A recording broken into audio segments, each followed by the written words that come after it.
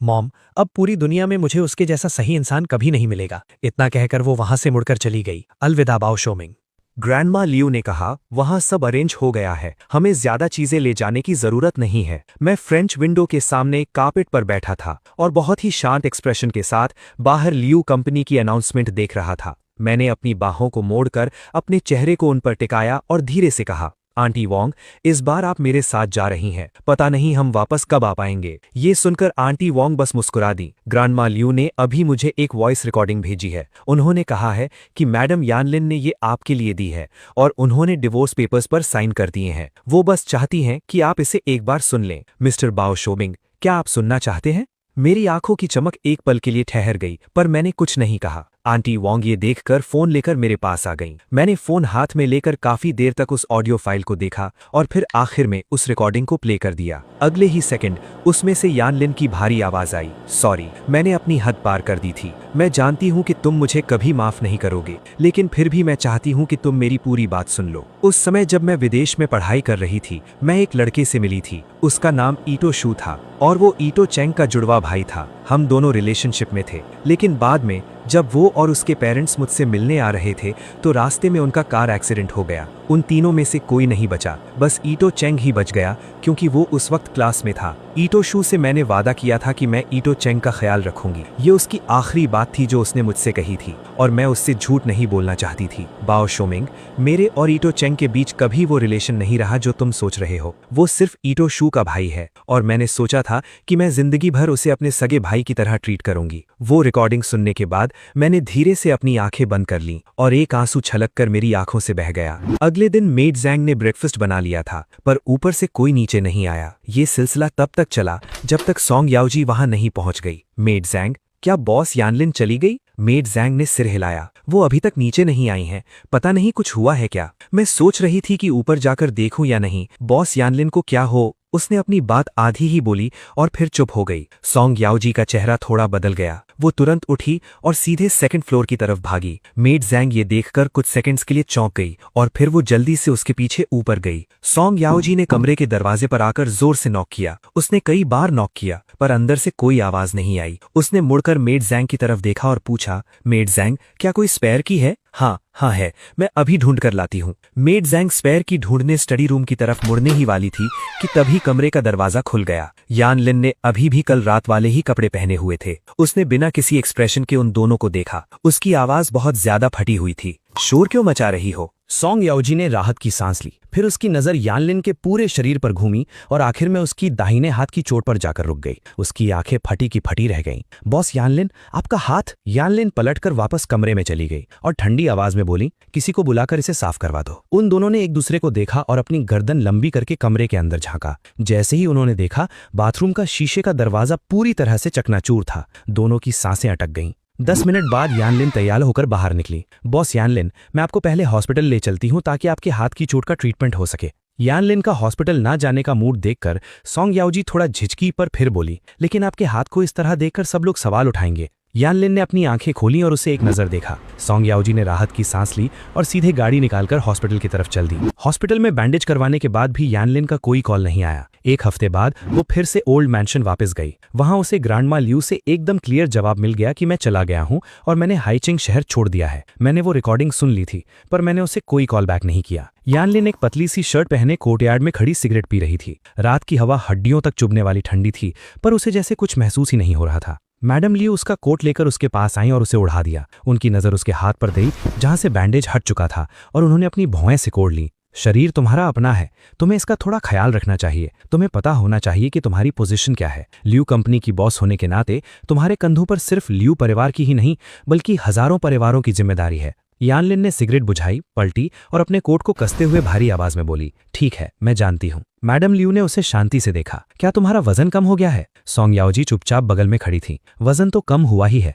वो बिल्कुल भी ठीक से खाना नहीं खाती। कभी कभी तो पूरा दिन सिर्फ कॉफी पीती हैं और खाने का एक निवाला भी नहीं खाती। भले ही वो कितना भी समझा लें, कोई फायदा नहीं था। वो कुछ बोलने ही वाली थी कि उसने यानलिन को अपनी तरफ घूरते हुए देखा। सोंग याओजी को अपना सिर झुकाकर चुप होना पड़ा। मैडम लियू ने थोड़ा रुककर पूछा, क्या तुमने विदेश में किसी को भेजा था? यानलिन ने धीरे से हामी भरी और कहा, बहुत ठंड है, अंदर चलते हैं। मैडम लियू ने उसके उदास और थके हुए पीठ को देखते हुए अपनी भौहें सिकोड़ी। उनका चेहरा बहुत ही उलझा हुआ लग रहा था। 1 हफ्ते पहले उसने विदेश में कुछ लोगों को भेजा था। वो बस वहां जाकर इंसाफ चाहती थी, लेकिन उसने ये नहीं सोचा था कि उसे ईटो चैंग के कार एक्सीडेंट में बुरी तरह घायल होकर हॉस्पिटल में भर्ती होने की खबर मिलेगी। उसकी जान तो बच गई थी, लेकिन उसके दोनों पैर बेकार हो गए थे। अब ये बात उसके खुद के मुंह से सुनकर मैडम लियू का दिल बहुत ही अजीब सी कश्मकश में था। पहले वो उसे कितना बचाती थी और अब उसने उस पर इतना भारी हाथ उठाया है। ईटो चैंग 2 दिन बाद होश में आया। उसकी फाइनल मेडिकल रिपोर्ट भी आ चुकी थी। उसकी रीढ़ की हड्डी के L4 और L5 सेक्शन की नसें डैमेज हो गई थी और उसका दायां पैर पूरी तरह से क्रश होकर फ्रैक्चर हो गया था। जान तो बच गई थी, लेकिन आगे चलकर उसका खड़ा होना भी मुश्किल था। शायद वो अपनी बाकी की पूरी जिंदगी व्हीलचेयर से कभी नहीं उठ पाएगा। जियाओ श्वांग रोज हॉस्पिटल रूम के बाहर उसका पागलों की तरह रोना और चिल्लाना सुनती थी। हॉस्पिटल वालों ने भी उसे कई बार वार्निंग दी थी कि अगर पेशेंट ऐसे ही हंगामा करता रहा तो वो उसे जबरदस्ती डिस्चार्ज कर देंगे। तुम्हारा ड्रामा खत्म हुआ या नहीं? अगर तुम ऐसे ही हंगामा करते रहे तो वो लोग हमें यहाँ से बाहर निकाल देंगे। ईटो चैंग ने उसे घूरते हुए देखा। जियाओ श्वांग, तुम यानलिन को कॉल करो और उसे मुझे यहाँ देखने आने के लिए कहो। मेरी ये हालत हो गई है, वो यहाँ कैसे नहीं आ सकती? जियाओ श्वांग ने दांत पीसे। स्पेशल असिस्टेंट सॉन्ग ने कहा है कि बॉस यानलिन का अब तुमसे कोई रिश्ता नहीं है। ईटो चैंग, तुम्हें छोड़ दिया गया है। ईटो चैंग ने ना मानने वाले एक्सप्रेशन के साथ अपनी आंखें फाड़ ली। नहीं, ये इम्पॉसिबल है। मुझे यकीन नहीं होता कि वो मेरे साथ ऐसा कर सकती है। मुझे उससे मिलना है, मुझे उससे मिलना है। वो पूरी तरह से टूट गया और चीजें फेंकने लगा। जियाओ श्वांग को मजबूर होकर डॉक्टर को बुलाना पड़ा ताकि वो उसे एक सेडेटिव इंजेक्शन दे सके। इसी बीच जियाओ श्वांग ने डॉक्टर को कुछ करते हुए देखा और उसकी आंखों में चमक आ गई। 2 दिन बाद असिस्टेंट सॉन्ग को जियाओ श्वांग का भेजा हुआ एक वीडियो मिला। वो वीडियो देखकर असिस्टेंट सॉन्ग एकदम हैरान रह गई। वो फोन लेकर सीधे ऑफिस में भागी। उसने अपना थूक निगला और फोन सीधा यानलिन के हाथ में थमा दिया। वीडियो प्ले करने पर उसमें ईटो चैंग का हॉस्पिटल में पागलों जैसा बर्ताव करते हुए सीन था। भाई, मेरी गलती थी। मैंने सच में जानबूझकर नहीं किया। बचपन से लेकर आज तक तुमने हमेशा मेरे लिए सैक्रिफाइस किया है, तो इस बार तुमने मुझे क्यों नहीं दिया? मैं यानलिन से प्यार करता हूं, इसमें मेरी क्या गलती है? नहीं, मुझे कोई पछतावा नहीं है। वो मेरी है, वो सिर्फ मेरी है। भाई, तुम्हें मर ही जाना चाहिए था। सॉन्ग याओजी का दिल जोरों से धड़क रहा था। इन बातों से बहुत सारे गहरे राज बाहर आ रहे थे और वो इसके आगे सोचने की हिम्मत नहीं कर पा रही थी। उसने सिर उठाने की भी हिम्मत नहीं की, लेकिन अगले ही सेकंड एक जोरदार धड़ाम की आवाज आई। उसने देखा कि यानलिन ने फोन जमीन पर पटक दिया है। वो अपने दोनों हाथ डेस्क पर टिकाए गुस्से में उबलते हुए बोली, इसे चेक करो, मुझे सारी बात का पता लगा कर दो। सॉन्ग याओजी ने कांपते हाथों से अपना टूटा हुआ फोन उठाया और ऑफिस से बाहर चली गई। यानलिन धीरे से खड़ी हुई,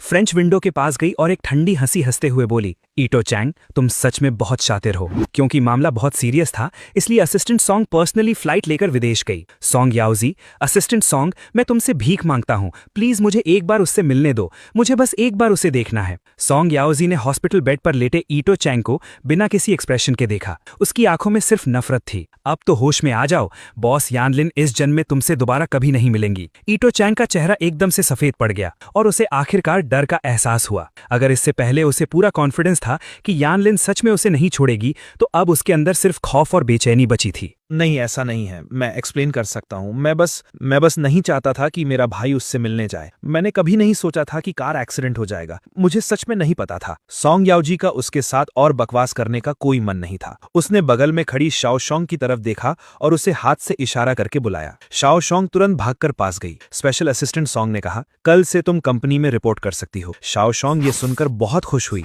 thank you special assistant Song. Song याओजी वहां से चली गई और हॉस्पिटल रूम में अब सिर्फ शाओशोंग ही बची थी। वो अभी अपनी खुशी मना ही रही थी कि तभी ईटो चैंग ने एक बहुत ही डरावनी आवाज में कहा, तुमने मुझे धोखा दिया। ये सुनकर शाओशोंग ने पलटी और ईटो चैंग के खौफनाक चेहरे को देखकर बहुत ही काम तरीके से बोली, मैंने सिर्फ इंसाफ का साथ दिया है। तुमने खुद गलत काम किए हैं, मेरी कोई गलती नहीं है। ईटो चैंग ने साइड टेबल पर रखा फ्रूट नाइफ उठाया और उसकी तरफ फेंक कर मारा। तुम्हारी मुझे धोखा देने की हिम्मत कैसे हुई? मैं तुम्हें कभी नहीं छोड़ूंगा। शाओशोंग ने अपने पास गिरे उस फ्रूट नाइफ को देखा और उसे भी गुस्सा आ गया। तुम मुझे नहीं छोड़ोगे? तुम कर भी क्या सकते हो? तुम अब एक जिंदा लाश हो। तुम्हारे पास अब कुछ नहीं बचा है। तुम्हारी हिम्मत कैसे हुई मुझ पर उंगली उठाने की? शाओशोंग की ये ताने भरी बातें सुनकर ईटो चैंग गुस्से से पागल हो गया। मैं तुम्हें जान से मार दूंगा, मैं तुम्हें मार डालूंगा। शाओशोंग ने उसकी फेंकी हुई चीजों से खुद को बचाया और दरवाजे तक पीछे हट गई। अच्छा हुआ कि तुम्हारा एक्सीडेंट हुआ। मुझे तो लगता है कि तुम्हें उसी वक्त मर जाना चाहिए था। ईटो चैंग ये बात सुनकर अचानक से शांत हो गया और उसे घूरने लगा। क्या देख रहे हो? हाँ बिल्कुल, तुम्हारा एक्सीडेंट कोई इत्तेफाक नहीं था। क्या तुमने अपना पैर टूटने का नाटक करके बॉस यानलिन को धोखा नहीं दिया था? तो अब तुम्हारा पैर सच में टूट गया है। देखते हैं अब तुम किसी को कैसे धोखा देते हो। इस तरह यानलिन ने ईटो चैंग के मेडिकल बिल्स भरने बंद कर दिए। ईटो चैंग के पास पैसे नहीं थे, इसलिए उसे अपनी व्हीलचेयर को खुद धक्के मारते हुए धीरे धीरे घर तक जाना पड़ा और उसे पहुंचते पहुंचते रात हो गई। उसके तुरंत बाद गली में पता नहीं कहां से दो काले कपड़े पहने लोग सामने आ गए और उसके डरे हुए चेहरे के सामने ही उन्होंने उसे अपने कंधों पर उठा लिया। 2 साल का समय पलक झपकते ही बीत गया। सोंग याओजी ने यानलिन को फोन दिया। बॉस यानलिन, मैडम ल्यू का कॉल है। वो चाहती हैं कि आप आज रात ओल्ड मैंशन आए। ये सुनकर यानलिन ने सिर उठाकर उसे देखा। जब सोंग याओजी ऑफिस से बाहर निकल गई तो उसने चुपचाप एक गहरी सांस ली। ये 2 साल का समय सच में बहुत मुश्किल से बीता था। वो लगभग कंपनी में ही रहने लगी थी। ओल्ड मैंशन वापस लौटने पर हॉल में सोफा पर बैठे कुछ लोगों ने उसकी तरफ देखा, जिसमें मैडम ल्यू के बगल में बैठा एक आदमी भी शामिल था। उस आदमी ने यानलिन को देखकर थोड़ी शर्मिंदगी दिखाई। यानलिन ने एक ही नजर में सब समझ लिया। वो उसी वक्त वहां से उल्टे पैर वापस जाना चाहती थी। मैडम ल्यू ने जैसे उसका इरादा भांप लिया था, इसलिए उन्होंने तुरंत उसे आवाज देकर रोक लिया। यानलिन का चेहरा हल्का सा सख्त हो गया, लेकिन फिर भी अपने पेरेंट्स की इज्जत रखते हुए वो उनके पास गई। मुझे यहाँ बस इसलिए बुलाया था ताकि मैं ब्लाइंड डेट पर लड़कों को पसंद कर सकूं। ये बात सुनकर पति पत्नी दोनों का चेहरा उतर गया। बगल में बैठा वो आदमी उसे थोड़ी बेचैनी से देखने लगा, लेकिन फिर भी उसने हिम्मत जुटाई और खुद आगे बढ़कर यानलिन को ग्रीट किया। हेलो बॉस यानलिन, मेरा नाम शेनमिंग श्वेन है। यानलिन ने उसे एक नजर देखा और काफी देर तक घूरती रही। फिर उसने अपनी नजरें हटाईं और बहुत ही उलझे हुए एक्सप्रेशंस के साथ मैडम ल्यू की तरफ देखा।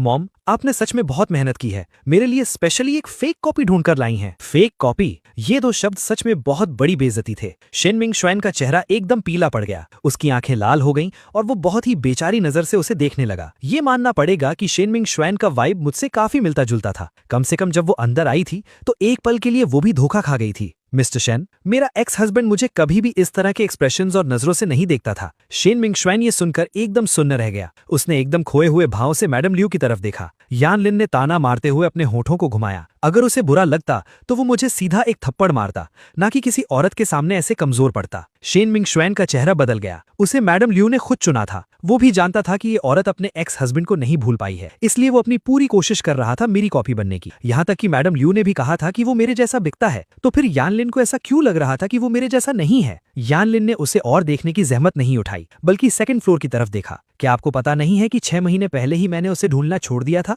ये सुनकर मैडम ल्यू एक पल के लिए घबरा गई। यानलिन ने चुपचाप खड़ी अपनी मॉम को एक नजर देखा और 2nd फ्लोर पर चली गई। मैं ग्रैंडमा से मिलने जा रही हूँ। शेनमिंग श्वेन अपने होंठ चबाते हुए उसकी खूबसूरत पीठ को अपनी नजरों से ओझल होते हुए देखता रहा। उसने चुपके से अपनी मुट्ठी कस ली। आंटी, क्या मैंने कुछ गलत किया है? मैडम ल्यू ने सिर हिलाया और शांति से कहा, ये तुम्हारी गलती नहीं है मिंग श्वेन, तुम आज के लिए घर जाओ। शेनमिंग श्वेन की आंखों की चमक फीकी पड़ गई और जाने से पहले उसने बहुत ही भारी मन से 2nd फ्लोर की तरफ देखा। यानलिन, ऐसी औरत किसे पसंद नहीं आएगी? उसके पास पैसा, पावर और खूबसूरती सब कुछ है। शेनमिंग श्वेन ने अपनी मुट्ठी कसी। वो इस मौके को हाथ से नहीं जाने देगा। ग्रैंडमा ल्यू अपनी रॉकिंग चेयर पर बैठी ओपेरा सुन रही थी। किसी के दरवाजा खोलने की आवाज सुनकर भी उन्होंने अपनी आंखें नहीं खोली। यानलिन ने भी कुछ नहीं कहा और चुपचाप ग्रैंडमा ल्यू के लिए एक कप चाय बनाई। वो शेन नाम का लड़का तुम्हें पसंद नहीं आया? यानलिन ने ग्रैंडमा ल्यू की तरफ देखा। नहीं, पसंद नहीं आया। ग्रैंडमा ल्यू ने सिर हिलाया और बहुत ही सीरियस टोन में कहा, तुम अब 30 बार कर चुकी हो। तुम्हें अपने नए रिश्ते के बारे में सोचना चाहिए। अपने पेरेंट्स को अपने लिए परेशान मत करो। ये सुनकर यानलिन के हाथ एक पल के लिए रुक गए।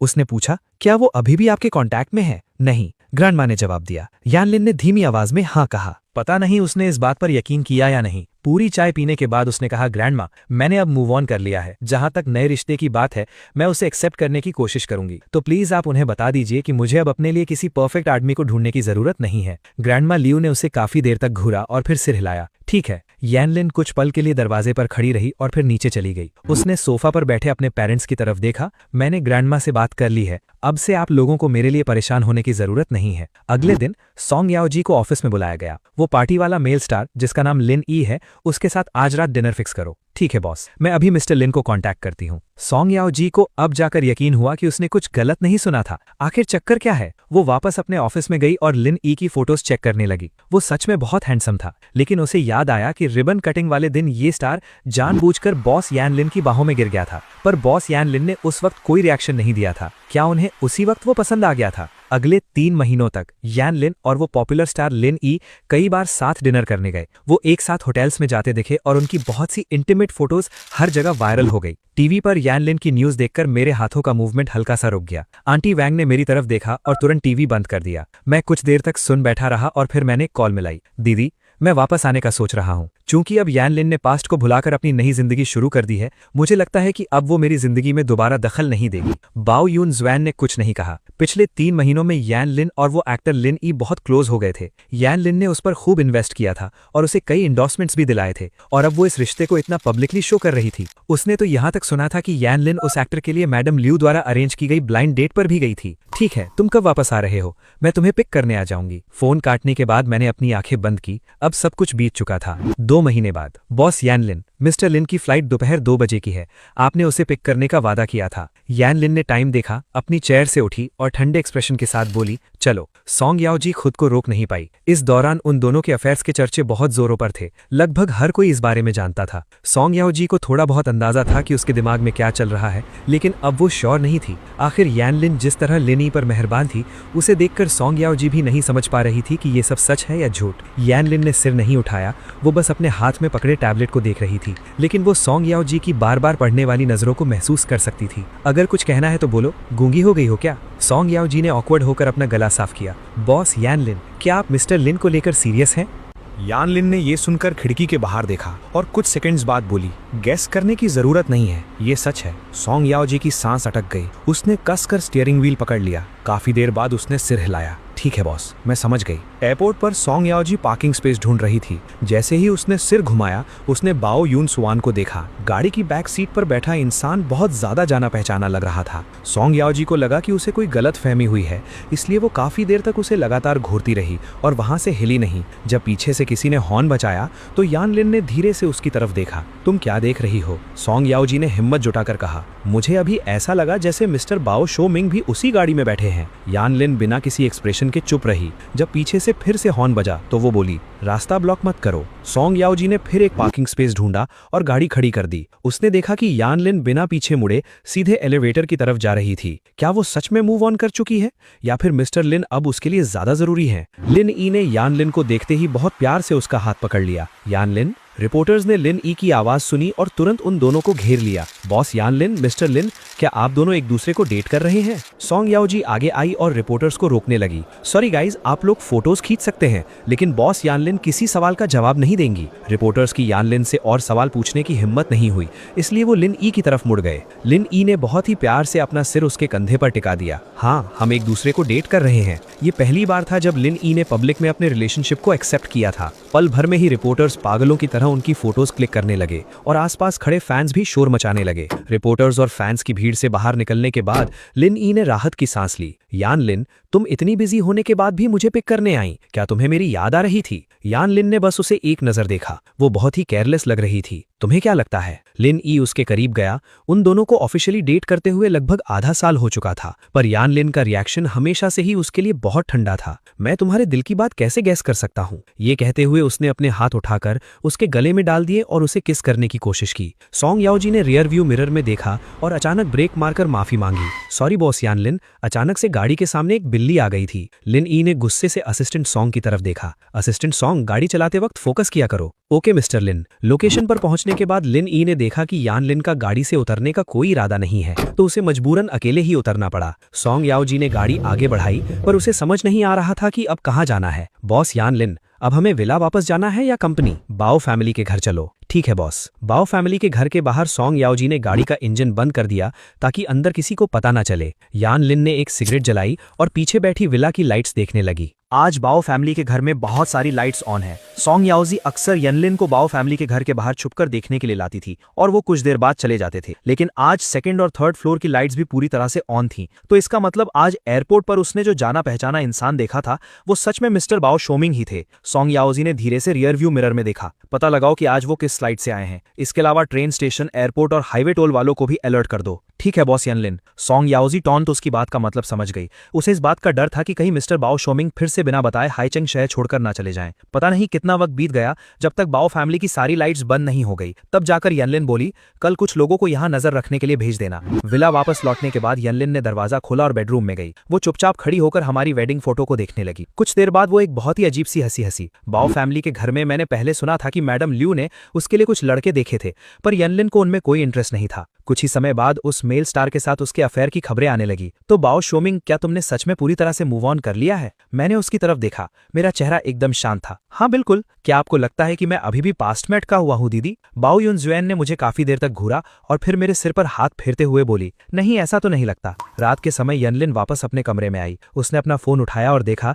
कि उसमें लिन ई की बहुत सारी मिस्ड कॉल्स थीं। उसने फोन नीचे रख दिया, सिगरेट का पैकेट उठाया, एक सिगरेट जलाई और बालकनी में आ गई। उसने सिर उठाकर आसमान की तरफ देखा। आज रात के सितारे हमेशा से ज्यादा चमक रहे थे। लिन ई ने उसे कई बार कॉल किया पर किसी ने नहीं उठाया। उसे थोड़ी बेचैनी होने लगी तो उसने सॉन्ग याओजी को कॉल किया। सॉन्ग याओजी ने उसे बताया कि वो बॉस यनलिन को बहुत पहले ही घर छोड़ चुकी है, पर लिन ई आज तक उस घर में कभी नहीं गया था। आखिर उन दोनों की मुलाकात और डेट हमेशा होटल में ही होती थी। पहले उसे इसमें कुछ गलत नहीं लगता था, लेकिन अब वो ऐसा नहीं सोचता था। उसने पहले किसी से बाओ शोमिंग के बारे में पता लगवाया था।